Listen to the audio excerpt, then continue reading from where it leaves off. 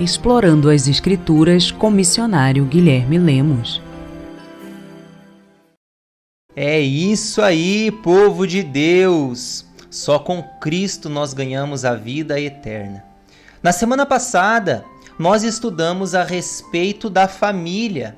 Então, na semana passada, para você que não acompanhou, para recordarmos, nós estudamos a respeito da função do marido e da esposa na visão de Cristo, na visão bibliocêntrica. Então, a função de cada um dentro do casamento. Nós estudamos ali que não está relacionado a uma submissão cega da esposa, não é isso. Mas também não está relacionado à falta de domínio, de autoridade do marido. Então é possível dominar sem cometer pecado. Entenda isso. Deus disse a Adão lá no início: domine sobre os animais. Assim também, Eva comeu o fruto no início, mas Deus cobrou primeiramente do homem, de Adão. Diz lá: e chamou o Senhor Deus ao homem e lhe perguntou: onde estás? Então, obediência também não significa inferioridade. Jesus, quando na terra, disse: eu só faço o que o meu Pai me manda. E o castigo para o pecado foi fazer aquilo que já seria feito, mas agora com dores. Mulher multiplicar a espécie com dores. Homem trabalhar e colocar o pão na mesa, mas com o suor do trabalho. Se não tivesse acontecido a desobediência lá no início, aconteceriam essas coisas, o Senhor continuaria nos abençoando, mas sem essas dores que o pecado causou no mundo. Mas hoje o que nós queremos enfatizar não é simplesmente a respeito do homem e da mulher no casamento, mas a respeito dos filhos, a respeito dos pais e dos filhos. O texto que nós estudamos é o texto de Efésios e nós continuaremos em Efésios, mas agora no capítulo 6. Nós lemos o capítulo 5 e agora leremos o capítulo 6. Então, se você não ouviu a ministração da semana passada, eu quero convidar você. Você pode ir lá nas nossas redes sociais, no Facebook, você pode ter acesso ali no YouTube, no Spotify e ter acesso a essa ministração. Coloca lá Guilherme e Aline Lemos e você pode procurar Explorando as Escrituras e você vai ter acesso. A ministração chamada A Importância de Cuidar da Igreja Máter, ou seja, dessa igreja que está na nossa casa, a nossa família, aonde começa o nosso ministério. E agora nós iremos para a parte 2. Quando nós falamos de pais e filhos, eu quero primeiramente trazer alguns exemplos bíblicos a respeito de pais que obedeceram suas consequências, pais que desobedeceram à vontade de Deus. Então nós temos lá no início, por exemplo, Noé. Noé, apesar de viver em uma época muito difícil, repleto de pecado, a Bíblia diz que era uma geração muito complicada naquela época, Noé escolheu obedecer ao Senhor. E Noé, graças à sua obediência, teve a oportunidade de, juntamente com sua família, ser livre do dilúvio. Então, graças à obediência de Noé, apesar de a própria família o taxar muitas vezes como louco, ele pôde trazer salvação para a sua família. Também vemos Abraão como um bom exemplo na Bíblia. Abraão diz na palavra de Deus que ele creu em Deus e isso lhe foi imputado para a justiça. Então, Deus cumpriu a promessa através de Abraão. E através de Abraão foi se construída uma grande nação. Mas nós não temos apenas exemplos bons na Bíblia. Temos exemplos ruins também. E lá no início, como eu falei, nós temos o nosso queridão, o Adão. O Adão, ele tinha o melhor exemplo. O próprio Deus era aquele que o ensinava, era o que tinha contato com ele, fazia ali o papel de pai, de amigo. Mas Adão, apesar desse ótimo exemplo, ele escolheu desobedecer ao Senhor. E quais foram as consequências pela desobediência de Adão? Os seus próximos 2 filhos sofreram a consequência da morte ter entrado na terra. Nós sabemos lá, Caim matou Abel. Então, o assassinato na vida dos seus filhos também é consequência da sua desobediência, porque por ele ter desobedecido, a morte entrou no mundo. O que já começa a nos ensinar uma coisa, que quando nós falamos de paternidade, nós também falamos de responsabilidade. Os nossos atos carregam muito mais do que nossas palavras. Outro exemplo de um pai desobediente na Bíblia é Davi. Provavelmente você já ouviu falar de Davi. Davi, ele era fora de casa um ótimo exemplo. Ele era um guerreiro, um bom líder, um rei, segundo o coração de Deus, um adorador. Mas Davi, dentro de casa, era um péssimo exemplo como pai. E o que nos mostra isso são as consequências dos seus exemplos. Para você ter uma ideia, Davi teve várias mulheres. Ele também assassinou Urias, que era o marido de Betseba, para adulterar com ela. E como resultado, os filhos seguiram seus maus exemplos. Davi teve alguns filhos. Observe, Aminon cometeu imoralidade sexual. Ele estrupou a própria irmã. Absalão quis vingar a irmã e assassinou Aminon. Salomão teve várias mulheres e fez o que Deus reprova. E Adonias decidiu se apoderar do trono que por direito era de Salomão e tentou se autoproclamar rei. Mas a palavra de Deus nos diz em 1 Reis, no capítulo 1 e versículo 6, assim: jamais seu pai o contrariou, dizendo, por que procedes assim? Então Davi era um pai que não tinha pulso firme com os seus filhos. A consequência dessa autoridade mal exercida resultou em uma geração desestruturada. O que nos fala muito a respeito das nossas palavras. Dias atrás eu li uma frase muito interessante. Diz assim: as palavras bonitas confortam, falsas promessas iludem, mas só a verdade edifica. Para que nós exerçamos a nossa autoridade como pais dentro de casa, nós precisamos estar aptos para carregar através dos exemplos. Muito mais do que nossas palavras. Mas isso não pode ser uma muleta para que o filho seja um mau exemplo. E a Bíblia também nos mostra filhos que, apesar de ter um péssimo pai como exemplo, eles escolheram fazer a vontade de Deus. Então observe isso. Muitas vezes você vai ser colocado diante de situações que confrontam você, que tentam fazer você ser um mau exemplo. Talvez você tenha maus exemplos dentro de casa. Mas eu quero dizer para você que isso não pode ser uma muleta. A partir da hora que você sabe qual é o correto a se fazer, o Senhor nos cobra que façamos a vontade dele, façamos o correto. Por isso, é necessário estar ciente da vontade do Senhor. E isso você descobre buscando na palavra de Deus. Não apenas ouvindo pregações na igreja, ouvindo pregações na internet, ouvindo palavras motivacionais. Não é assim que você descobre a vontade de Deus. Você descobre quando você se aprofunda na palavra de Deus. E o filho que temos aqui como exemplo, que eu escolhi como exemplo, é Jonatas. Jonatas, ele era filho de Saul. No contexto, Saul era um inimigo mortal de Davi.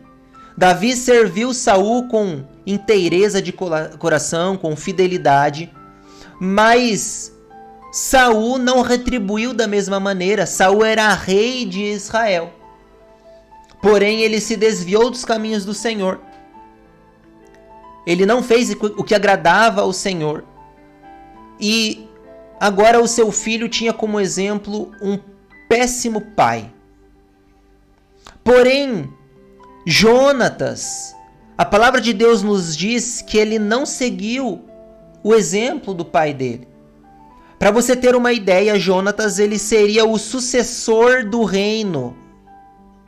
Porém, Jonatas entendeu que ele não deveria reinar, porque Deus tinha escolhido Davi para assumir o reinado. Então Jonatas falou assim: eu vou te apoiar e ainda por cima serei o seu segundo no reinado.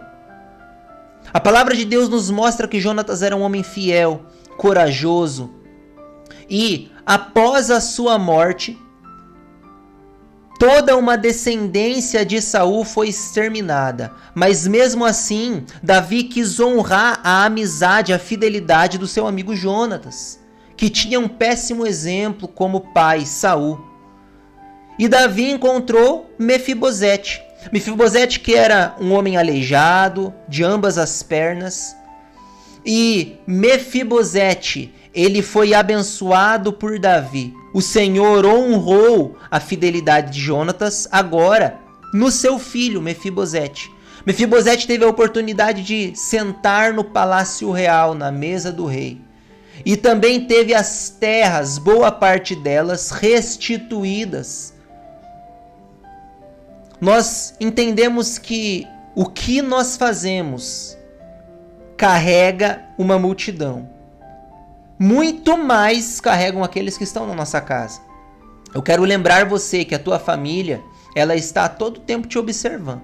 E através dessa mensagem hoje, o meu desejo é que nós sejamos motivados a fazer a vontade de Deus, para influenciarmos primeiramente na nossa célula máter, na nossa igreja máter, que é a igreja que começa na nossa casa. Para isso, nós faremos nos valer do livro de Efésios, no capítulo 6, do versículo 1 em diante. Diz assim: Filhos, obedecei a vossos pais no Senhor, pois isto é justo. Honra teu pai e a tua mãe, que é o primeiro mandamento com promessa, para que te vá bem e sejas de longa vida sobre a terra. E vós, pais, não provoqueis vossos filhos à ira, mas criai-os na disciplina e na admoestação do Senhor. Quando nós vamos ali no início, primeiro versículo: Filhos, obedecei a vossos pais no Senhor, pois isto é justo. Primeiramente, aqui há uma responsabilidade para os filhos. Nós temos aqui o filho que talvez já cresceu, já saiu da casa do pai. E nós falamos disso na semana passada. No capítulo 5 é falado que quando o homem casa, ele deve sim assumir a responsabilidade com sua esposa. E ele deve ter autoridade também sobre os seus filhos. Não deve só andar pelo que o pai fala, não é isso. Mas aqui nós estamos falando para aquele filho que ainda está sobre a tenda do pai. Filhos, obedecei aos vossos pais no Senhor, pois isto é justo. Porém, existe uma honraria que nós veremos no próximo versículo. E essa honraria fala de toda uma vida que nós devemos honrar aos nossos pais. E como que nós discernimos quando devemos seguir os passos do pai ou não? É quando diz: obedecei a vossos pais no Senhor. Esse no Senhor significa o caminho. É isso que nos mostra o caminho. Se o que está sendo feito, a direção que nosso Pai está nos conduzindo, está relacionado à palavra de Deus, é nosso dever seguir os passos dele. Tanto que o Senhor também fala para os pais: ensine o filho no caminho que ele deve andar. Esse no caminho é ensinar segundo a palavra de Deus. Pois isto é justo, é o que diz no primeiro versículo. Esse pois isto é justo está relacionado ao mundo natural, mas também há uma promessa aqui e nos fala a respeito do mundo espiritual. Pois isso é justo primeiramente por gratidão. Existe uma justiça natural aí. Teu pai te criou, meu pai me criou com dedicação, segundo as palavras de Deus. Ele dedicou tempo, esforço, trabalho, então é justo que nós sejamos gratos, obedeçamos, honremos a Ele. Mas existe uma promessa que está relacionada ao mundo espiritual. E é o que vem no próximo versículo. Diz assim: honra teu pai e a tua mãe, que é o primeiro mandamento com promessa. Qual mandamento é esse? A palavra de Deus, ela nos fala a respeito dos 10 mandamentos. Na Bíblia nós encontramos diversas outras promessas, mas essa promessa em específico está lá no Decálogo, nos 10 mandamentos. Essa promessa é uma referência a Êxodo no capítulo 20, versículo 12. Também é mencionada em Deuteronômio no capítulo 5, versículo 16. E em Marcos no capítulo 7, versículo 10. Desta vez em Marcos, é uma referência que Jesus faz ao texto. Então, quando nós vamos lá nos 10 mandamentos, nós encontramos o seguinte cenário. São entregues 2 tábuas para Moisés. A primeira tábua continha mandamentos que partiam do homem para com Deus. Já a segunda tábua continha mandamentos que regulam o relacionamento do homem para com o próximo. Esse mandamento, honra o teu pai e a tua mãe, estava na primeira tábua, que tinham esses 5 mandamentos que eu vou falar aqui. Não terás outros deuses diante de mim. Não farás para ti imagem de escultura. Não tomarás o nome do Senhor teu Deus em vão. Lembra-te do dia do sábado e honra o teu pai e a tua mãe. Todos esses mandamentos estão relacionados do homem para com Deus. Talvez você ficou com uma dúvida a respeito de honra o teu pai e a tua mãe, mas já chegamos lá. A segunda parte, a segunda tábua, eram mandamentos que regulam o relacionamento do homem para com o próximo. Então o primeiro, não matarás, que na verdade é o 6º, né? Não matarás, não adulterarás, aí não farás, não furtarás, não dirás falso testemunho e não cobiçarás. Para você entender o porquê que, ao meu entender, esse honra teu pai e a tua mãe estava na primeira tábua, essa palavra honra é o termo hebraico kaved, que é derivado da raiz kavod, que é usada diversas vezes na Bíblia para falar da presença da glória do Eterno. Olha um exemplo. Em Ezequiel, no capítulo 8, versículo 4, diz assim: e eis que a glória do Deus de Israel estava ali. Ali é kavod. A glória do Deus de Israel estava ali, conforme o aspecto que eu tinha visto no vale.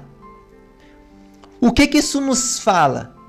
Quando honramos o pai e a mãe, estamos também honrando o próprio Deus, pois eles são os representantes do Eterno para nós desde o nosso nascimento. Honrar ao pai e à mãe não está relacionado simplesmente a você ter uma vida próspera na terra. Está relacionado a honrar o Senhor, Criador da nossa alma, da nossa vida. É um sentimento de gratidão para com Deus e para com os nossos pais. Jesus Cristo, como eu falei, ele também fez referência a esse mandamento lá em Marcos, no capítulo 7. A partir do versículo 9 diz assim: e disse-lhes ainda: jeitosamente rejeitais o preceito de Deus para guardardes a vossa própria tradição. Pois Moisés disse: honra o teu pai e a tua mãe, e quem maldisser o seu pai ou a sua mãe, seja punido de morte. Vós, porém, dizeis: se um homem disser a seu pai ou a sua mãe, aquilo que poderias aproveitar de mim é corbã, isto é, oferta ao Senhor, então o dispensais de fazer qualquer coisa em favor de seu pai ou de sua mãe, invalidando a palavra de Deus pela vossa própria tradição, que vós mesmos transmitistes, e fazeis muitas outras coisas semelhantes. No contexto desse texto, onde Jesus cita esse 5º mandamento do Decálogo, envolve os escribas e fariseus cobrando o Senhor a respeito de tradições, essas como: por que os seus discípulos não lavam as mãos? Por que eles estão fazendo coisas que são contra as tradições mosaicas, as tradições de Moisés? E o Senhor rebate eles a respeito disso, que eles estavam falando bem assim: ao invés de vocês ensinarem que os filhos devem honrar os pais, vocês estão falando: aquilo que poderias aproveitar de mim é corbã. O que é esse corbã? É uma palavra hebraica transliterada ao idioma grego, cuja raiz significa doação, oferta, oferenda, dádiva dedicada ao Senhor. E no judaísmo, depois que algo era dedicado por esta espécie de juramento, jamais poderia ser usado para outra finalidade. Tornava-se inviolável, pois passava a ser considerado santificado. Após esse voto proferido, os escribas e fariseus afirmavam que o filho ficava isento de seu dever moral de cuidar dos pais. Esses bens agora eram de posse do templo até a morte dos pais.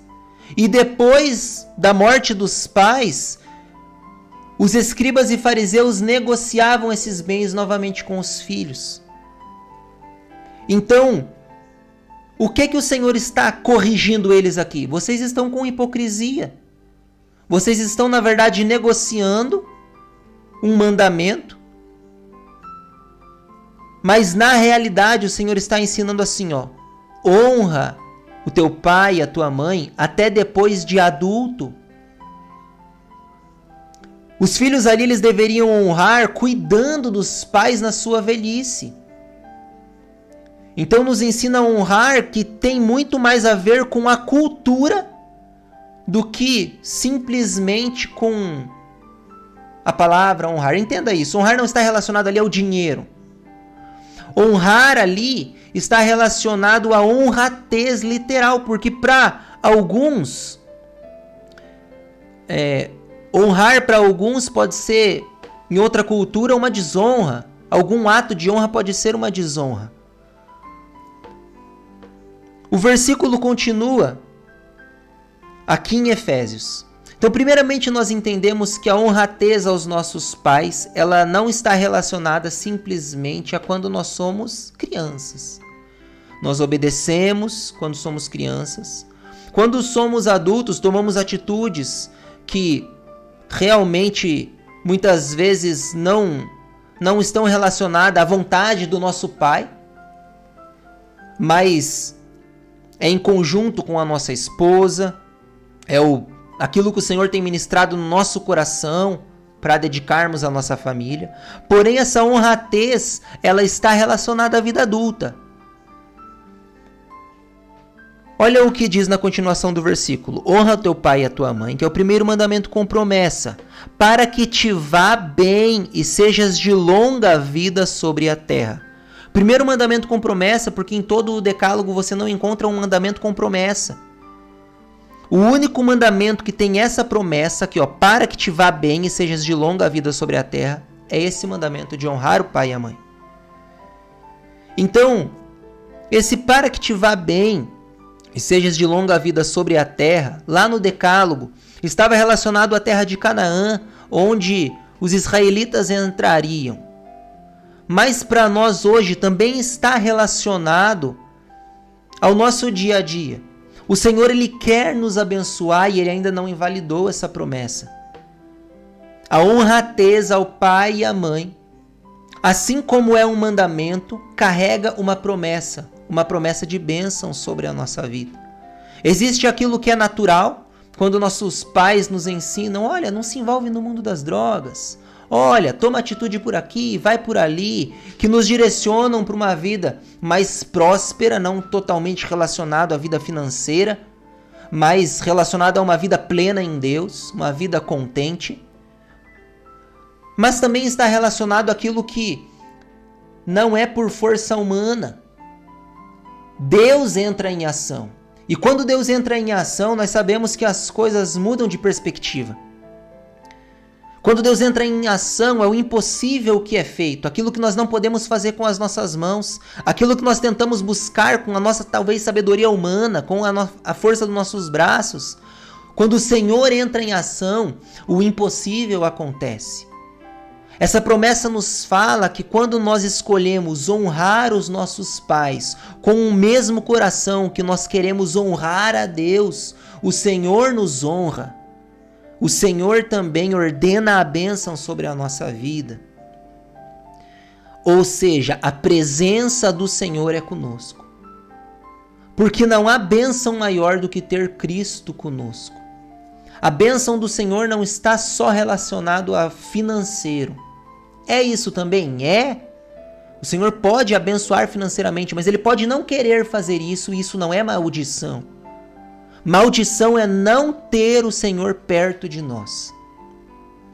Versículo 4 diz o seguinte: E vós, pais, não provoqueis vossos filhos a ira, mas criai-os na disciplina e na admoestação do Senhor. Então, eu entendo aqui que há duas formas de provocar a ira nos filhos. A primeira forma é quando o pai não se dedica em amor, é extremamente bruto, não é um pai presente. Porém, essa ira é normalmente provocada na infância. Há também aquela ira que é provocada na vida adulta. E a consequência é advinda de quando o pai não corrige o filho na infância. Ele não é um bom exemplo para o filho. Quando o filho chega na vida adulta, ele tende a falar o seguinte: pai, por que o Senhor não me corrigiu isso? Depois que o filho toma entendimento, ele fala: pai, por que o Senhor não me impediu de fazer isso? Então o pai, ele tem uma responsabilidade de criar o filho com correção também. Amar sem corrigir não é amor. A palavra diz que o pai corrige ao filho que ama. Ou seja, não deixa simplesmente tomar as próprias atitudes, fazer o que quiser, mas corrige o filho. Muitas vezes é necessário que o filho chore hoje para sorrir amanhã.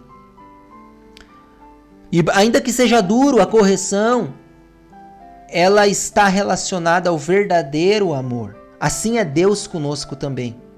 Deus não nos corrige porque Ele é um pai severo, porque Ele é cruel. Deus nos corrige porque Ele nos ama. E qual o melhor exemplo de paternidade senão Deus? A palavra de Deus diz que Ele nos amou de tal maneira. Deus amou o mundo de tal maneira que entregou o seu único filho por amor a nós. E agora todos aqueles que creem nesse nome de Jesus Cristo têm a vida eterna. Mas para trazer salvação para uma humanidade, Deus precisou sofrer as dores, as lágrimas de ver o seu filho sendo crucificado na cruz do Calvário. Jesus Cristo, como exemplo de um filho obediente, ele precisou se entregar na cruz do Calvário para fazer a vontade do Pai, para salvar uma humanidade. Então, muitas vezes, para que nós venhamos a fazer a vontade de Deus, exige sim sacrifício. E diz ali: criai os filhos, criai-os pais criem seus filhos, na disciplina e na admoestação do Senhor. E aí eu quero trazer para os dias de hoje, eu quero trazer para as coisas que têm confrontado a mentalidade de uma criança nos dias de hoje. Coisas que os pais precisam estar atentos para as coisas que são ensinadas para os seus filhos. E uma dessas coisas é, por exemplo, a ideologia de gênero. A chamada ideologia de gênero representaria o conceito que sustenta a identidade de gênero. Consiste na ideia de que os seres humanos nascem iguais, sendo a definição de masculino e feminino um produto histórico-cultural desenvolvido pela sociedade. Isso muitas vezes é aprendido nas escolas para as crianças. Através do quê? De uma doutrinação ideológica nas escolas. Muitas vezes professores mal intencionados deixam de ensinar as matérias que deveriam ensinar para doutrinar a respeito de algum assunto partidário. Pode ser a respeito de ideologia de gênero, de partido político, entre outros. De um lado, o pai deve ensinar o filho a não ser um filho preconceituoso. O que é preconceito? Você julgar o caráter da pessoa pelo que ela aparenta ser externamente. Isso é preconceito. Mas conceito formado a respeito de uma ideologia, é necessário que o pai ensine o filho. Para quê? Para que ele tenha discernimento do que a palavra de Deus diz. Então o pai que quer ensinar o filho nos caminhos do Senhor, ele precisa ensinar o filho das coisas que agradam ao Senhor e das coisas que não agradam ao Senhor. Por isso, pais, estejam atentos, confiram os estudos dos seus filhos. É uma obrigação do pai conferir periodicamente o desenvolvimento dos filhos no estudo e preparar o filho para a vida adulta, porque o filho vai enfrentar situações quando estiver longe do pai. E nessa hora ele precisa estar preparado para enfrentar adversidades que não são guerras terrenas, são guerras espirituais. Guerras terrenas se vence muitas vezes com sabedoria humana, com força do próprio braço, mas guerras espirituais se vence com joelhos calejados, através da oração. Guerras espirituais se vence através do conhecimento profundo das Escrituras. E hoje nós vemos uma geração que passa vergonha porque não conhece a Bíblia. Que quando são confrontados, eles não têm argumentos. E justamente muitas vezes são humilhados. Porque falam o que não devem e o que não está escrito na Bíblia. Então o dever do pai é ensinar o filho as Escrituras de uma maneira profunda. O que diz nesse texto? Qual é o contexto histórico? Saber e ensinar. Então, para ser um pai que ensina o correto, é necessário primeiramente que esse pai se dedique na oração, no estudo da palavra, na busca do Senhor, no jejum, consagração da própria vida, para que ele passe esse exemplo para o filho.